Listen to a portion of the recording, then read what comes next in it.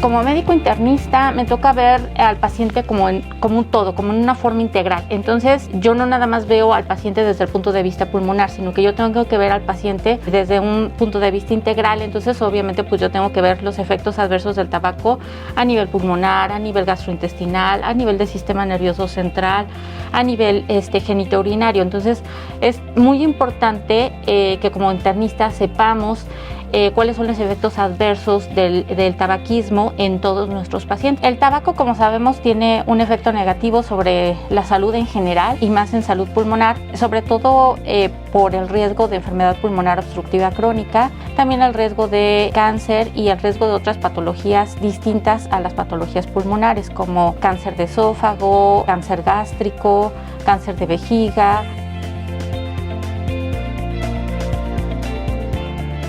Cuando le das la noticia de inicio, generalmente los pacientes pues están asustados y dicen que sí lo van a hacer, aunque ellos pues saben dentro de sí mismos que es algo que va a ser difícil. Una vez que pasa el susto, el paciente empieza ya a enfrentarse a la realidad de dejar de fumar, y la realidad es muy distinta a lo que uno puede pensar y uno puede decirle en el consultorio: ya tienes que dejar de fumar porque si no te vas a morir. O sea, en ese momento pues sí, claro, el paciente asustado dice: claro, voy a hacer todo lo que usted me diga, pero cuando ya empieza a sentir los efectos de dejar el cigarro, pues obviamente ahí es en donde la mayoría de los pacientes pues van a recaer o no van a tener esto de dejar el cigarro de una forma sostenida a lo largo de toda su vida. En aquellos pacientes que son adictos al cigarro, obviamente pues es uno de los pasos con los que podemos empezar para que el paciente deje de fumar. Obviamente ahí se pueden regular las cantidades de nicotina y podemos irlas disminuyendo poco a poco para que el paciente pueda llegar a que sea factible realmente el que deje de fumar.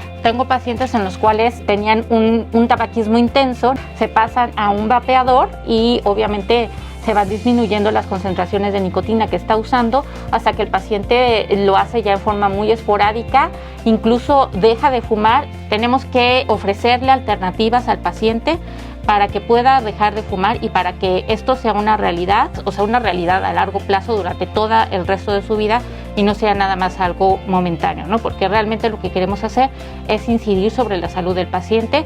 Sí, para dejar el hábito es algo que pueden usar de una forma confiable y con un menor daño para su salud.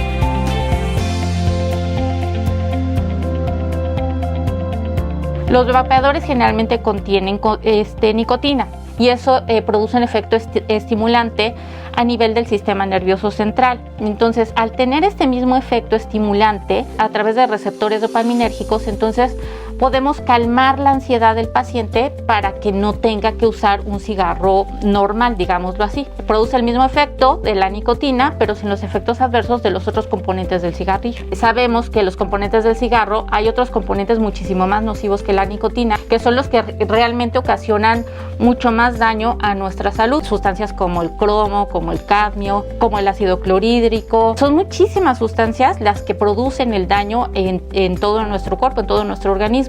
En cambio, en los vapeadores, además de que tenemos una regulación de la cantidad de nicotina, pues obviamente todas las otras sustancias que se tienen en el cigarro y que sabemos que son dañinas, pues en este caso no los tenemos. La nicotina por sí sola no. Cuando se junta con esas otras sustancias que mencioné anteriormente es cuando se vuelve nociva y cuando tenemos riesgo de que el paciente pueda desarrollar cáncer. Pero cuando se usa en forma aislada y en dosis digamos controladas, pues ahí disminuye mucho este efecto nocivo. Es mejor vapear porque el vapeador no contiene las otras sustancias nocivas que sí contiene el cigarro. Al no hacer combustión de estas sustancias tan nocivas, contaminamos menos.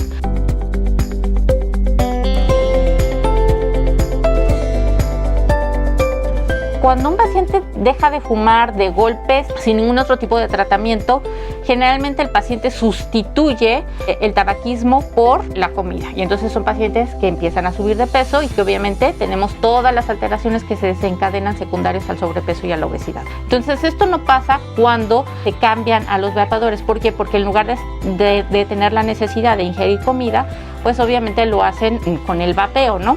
Por otro lado, obviamente, pues como desintoxicarse del cigarro también hace que los pacientes el olor, ¿no?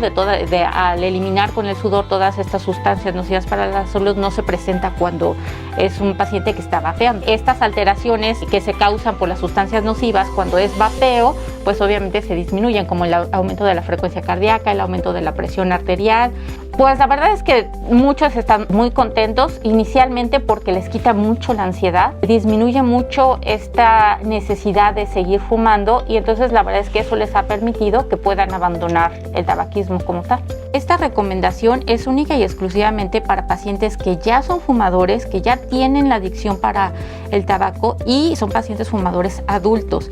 De ninguna forma se recomienda que los adolescentes, que los menores de edad empiecen a usar vapeadores para que no vayan a fumar. Esta recomendación es única y exclusivamente para pacientes que ya son fumadores y que son adultos.